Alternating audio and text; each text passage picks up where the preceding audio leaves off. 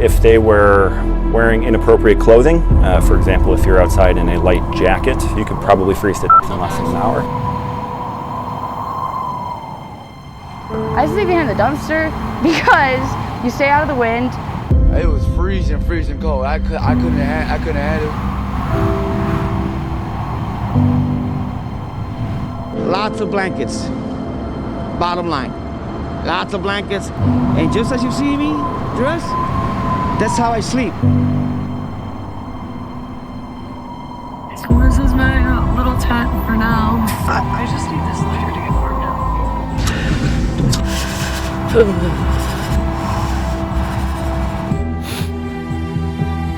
We don't need to be put down or called names because we're just all human. We all just need a helping hand.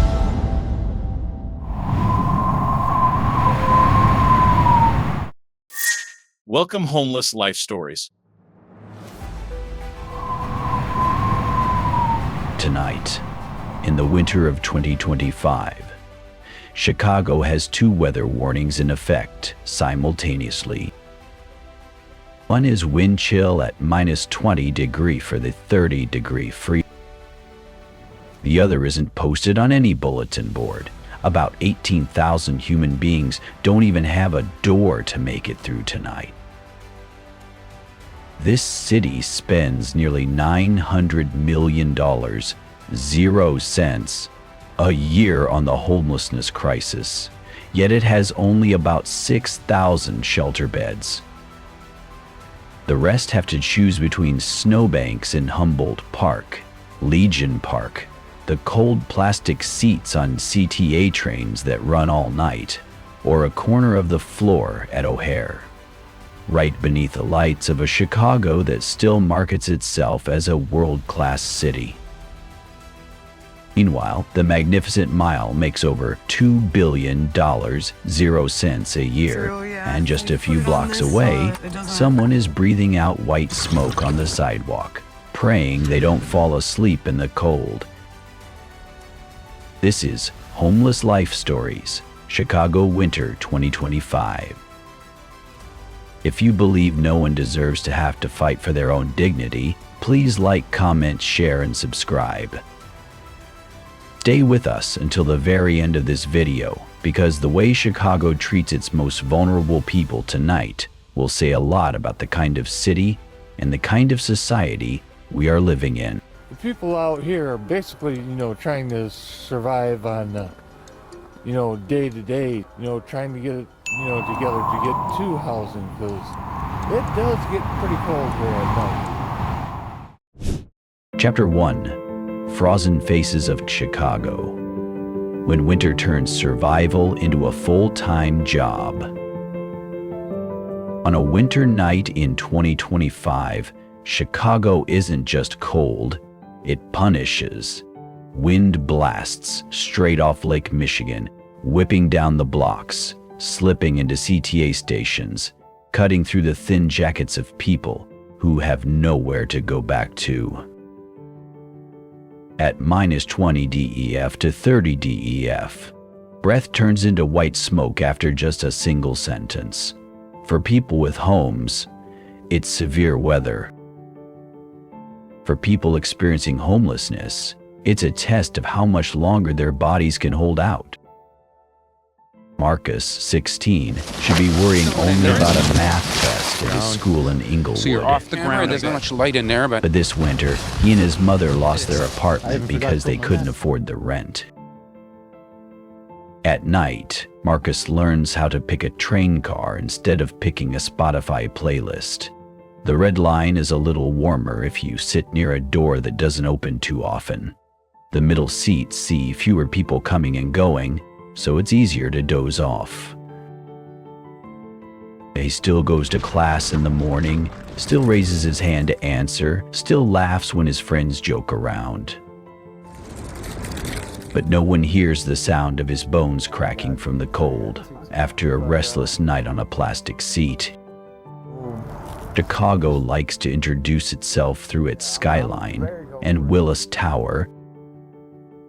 But in the winter of 2025, The city's real map is drawn in frost-covered faces. An older man pulling his coat tight at the neck under an underpass. A young mother wrapping her child in their only blanket in Humboldt Park. Bloodshot eyes in Legion Park staring at the forecast like a sentencing sheet. This level of cold, surviving each night isn't about toughing it out a little. It's a tense negotiation between the body, the will, and a city that is leaving them to fend for themselves in winter. We're building ice fishing tents. So they can stay warm in their tents. People out here don't have anything. So without these tents, this is like their only lifeline right now. Chapter 2. Trains, Terminals, and Warming Centers. The city that sleeps sitting up. When Chicago's wind chill drops to the point where it bites into flesh, the winter shelter map isn't just on the city's website, it's on the rails and the waiting benches. The CTA becomes an improvised dormitory. The red line, blue line, green line. Each train car is a row of beds made of hard plastic, rocking through the night. People with a ticket commuting to a night shift sit mixed in with people without a ticket, clutching their entire lives inside a torn backpack. At O'Hare, rows of metal seats meant for connecting passengers turn into a communal bedroom. Robert, in his 50S, has memorized every quiet corner in Terminal 3. He says he's gone to shelters 3 times and gotten the same answer. No beds left, try again tomorrow. But a Chicago winter doesn't wait for tomorrow. Oh. The city opens warming centers, libraries, park district centers, and police stations. I've been outside for about During the deep freeze, even courthouses in Skokie, Maywood, and Markham lay out blankets for people experiencing homelessness to sleep overnight. Long benches once meant for defendants, lawyers, and judges are now packed with shivering bodies. The clearest proof that the system wasn't prepared in time for this winter, but the people freezing still showed up right on time. It's a blessing that he's doing that for me. Section 3. Camps in the snow. Humboldt Park and Legion Park. Under siege. In Humboldt Park, snow covers the grass like a winter postcard. But beneath that white layer are soak tents, zippers jammed solid with ice. A family huddles around a small gas stove, not to cook a warm dinner, but to keep the cold from creeping up their fingertips and toes. Each time the wind screams through, you hear tarps snapping and flapping, like the frantic heartbeat of the entire camp. In Legion Park, dozens of tents are pitched close together along a packed snow path, becoming a winter neighborhood for people who have run out of choices. They know the city has declared it will clear this place at the start of next year. Right in December 2025, that news hangs over their heads like a postponed sentence. Neighbors worry about fires from gas canisters, worry about safety for their children. The Chicago Coalition for the Homeless stands in the snow holding signs. Clearing tents in winter isn't policy. It's a cold sentence for the poor. And between the two sides are human beings who are simply trying to survive one more night. We're just trying to help our less fortunate neighbors. Do whatever we can to help. If we don't have each other, who else do we have? Chapter 4. One paycheck from the cold. Jobs. Rent and the eye trap. In Chicago, you can do everything by the book. Work every shift, pay your taxes, try to hold on to a small room, and still fall straight onto the sidewalk after just one slip. On Michigan Avenue in Lakeview, Wicker Park, and River North, a one-bedroom apartment can easily hit $1,800.00 a month. For many hourly workers, that means more than half their income vanishes into rent, and what's left has to be split into food, medicine, train fare, and anything for the kids. All it takes is 1 week of cut shifts, one sickness, one broken car, and the math collapses. On the west side, rooms at $1.00, $140.00 a week seem like a lifeline. Not nice, not spacious, but at least they have 4 walls. For Gary, that used to be his whole world. A bed, an old radio, and the hope that he was climbing back up. Then a breakup, a few traffic fines, 1 week late on the room payment. The landlord changed the locks. Everything he owned, his clothes, a few photos, and most importantly his wallet with his ID, disappeared in a single snowy afternoon. Without an ID, Gary can't complete intake at some shelters, can't apply for a job, can't register for benefits.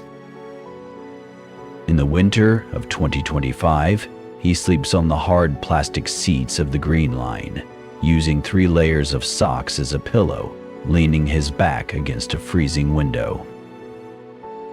At -30 DEGC, the line between having a home and sleeping on the train is sometimes no more than a palm-sized piece of plastic, and a system that doesn't care enough to help you get it back.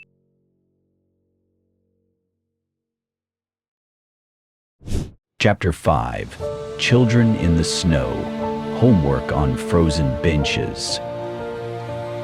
Amidst the chilling numbers, the most painful aspect of Chicago's 2025 winter isn't the 30 DGC wind, but the sight of children learning to survive before they even finish algebra.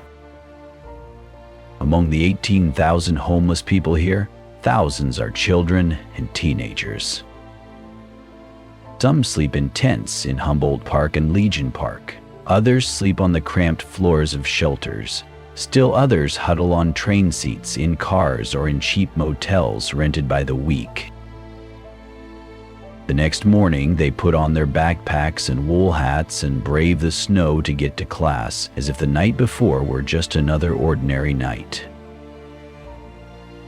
Marcus, 16 from Inglewood, sat on the Red Line all night with his mother and sister, taking turns sleeping so they wouldn't lose their backpacks or be disturbed. At 5 a.m. he got off the train, quickly washed his face in the CTA station restroom, and went to school. There he was a good math student, occasionally teased for always doing homework. No one knew that he did his homework under the dim lights of the train car, trying to keep his hands from shaking from the cold so he could write out the numbers perfectly. In Hyde Park, near one of the most prestigious universities in America, there are students with near-perfect GPAs who have to sleep in shelters at night, lining up for blankets like adults. Chicago loves to talk about the future generation of leaders. But this winter, a part of that future is taking notes on frozen benches, trying not to let tears fall because they will freeze instantly on their faces. And the real question isn't will they succeed, but if a city lets talent sleep in train stations, whose future is it ultimately building?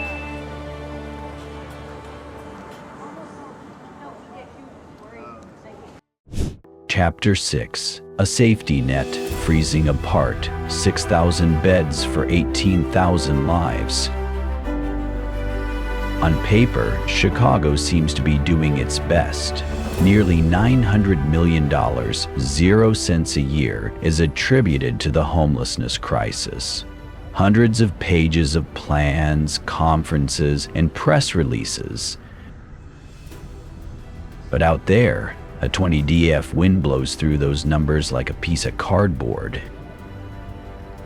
The city has about 6,000 shelter beds. Out on the streets, in the winter of 2025, there will be about 18,000 people without a place to call home. Every bitterly cold night, those beds fill up very early. After an hour, the shelter doors are still lit, but the answer is simply, no more space, I'm sorry. Sorry, then the door closes, and the wind takes care of the rest. For those who have homes, finding shelter sounds simple. Just go to the address and ask to be let in. But for someone who's been swept away multiple times, lost their ID, their phone, their bus ticket, the system is like a frozen labyrinth. To get into a shelter, you have to know the location, arrive on time, and sometimes take 2 or 3 buses. If you're a woman, afraid of sharing a room with a strange man, if you have a pet, if you have a mental illness that's having an episode, each of those things can become a reason to turn your back on the door. That night, you didn't refuse help. You just chose the icy cold to be less frightening than the crowded room where you didn't feel safe. A safety net that only catches those who are healthy, alert, and have enough information and means to navigate procedures, schedules, and distances while standing in the middle of a 30 DEC wind is no longer a net. It's a harsh test that even the weakest are required to pass. And each time someone fails that test, they don't fall into an invisible void. They fell straight down onto the icy sidewalks of Chicago. We got the friar out here, got the father. Chapter 7, Night Angels. When compassion walks into the cold. Even in the biting 20-day GF wind, some people deliberately ventured out of their homes instead of staying warm under their blankets. They drove old buses, opened the back doors, and carried out pots of hot soup, thick blankets, and boxes of gloves into the Chicago night. They were called the Night Ministry, outreach workers, volunteers. But to those shivering under the ship's awning, they resembled night shift angels more than social workers. In Pilsen, a medical bus stopped at the corner of 18th and Blue Island. A nurse knelt down to examine the numb toes of an elderly man, gently removing his wet socks, drying them, and bandaging the frostbite that was turning purple. In South Shore, they handed out cups of hot cocoa, woolen hats, and scarves. Some people only asked for a pair of dry socks, then burst into tears because, tonight my feet won't freeze anymore. Meanwhile, the Chicago Coalition for the Homeless wasn't just handing out coats. They stood on the icy sidewalks in front of City Hall and Legion Park, holding signs that read, "Housing, not handcuffs." By day, they debated budgets, laws, and human rights in meeting rooms. By night, they loaded sleeping bags onto trucks and distributed them to people who had been moved out of their tents just hours earlier. And in the small church basements on the west side, an elderly pastor slowly opened the doors. "We only have 20 beds." But tonight, no one knocked and was left out in the snow. None of them had the power to change the entire system. But each bowl of soup, each blanket, each door opened for another night kept so many hearts beating, at least until dawn the next day. Sitting back for you. There you go. Conclusion: the heart of Chicago, the choice is ours. As the 30 DGC night drew to a close, it wasn't just the snow that melted. What remained on Chicago's sidewalks were the tire tracks of ambulances, the footprints of homeless people imprinted on the ice, and the lingering question, to whom does this city truly belong? Marcus still sat on the red line, hugging his backpack as a pillow, dreaming of a small room with a desk and a window overlooking the snow. Robert still counted the nights on the hard seats at the airport, believing that with just a warm bed, he could return to being a security guard, a janitor, anything. The children still went to school through the fenced-off parks, pretending not to see the tents that had disappeared, though they knew the people inside hadn't gone anywhere. Chicago could continue telling the same old story. We spent hundreds of millions, we packed up tents, we did our best. Or the city could write a different story. We will not tolerate another person sleeping outdoors, not because of a lack of money, but because of a lack of determination. This is Homeless Life Stories. If the faces this winter make it impossible for you to turn away as if you never saw them, let their voices reach further. Like, comment, share this video, and if possible, find a shelter, a soup kitchen, an organization in Chicago or where you live to ask a simple question: how can I help today? None of us can change the entire winter, but each of us can make a night a little less cold with a specific person. And sometimes, from that one less cold night, the whole city begins to warm up.